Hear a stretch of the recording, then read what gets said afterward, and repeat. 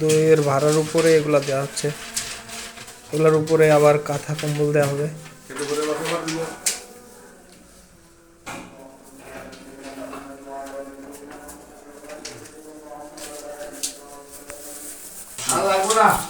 সবগুলো দইয়ের উপরে লার্কি দেওয়া হয়ে গেছে।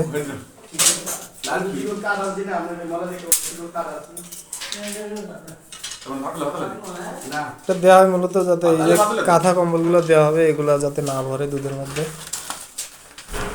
এই জন্য আর কি এটা দেওয়া হয়, স্ট্রাকচার করা হয় লার্কি দিয়া, পাটখড়ি দিয়া হোম ডাইল কয়। এখন পেপার দিয়ে ঢাকা হচ্ছে।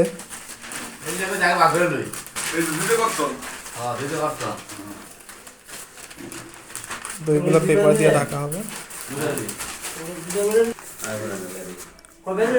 দইয়ের অনেক ঠান্ডা লাগে, তাই দইরে ঠান্ডা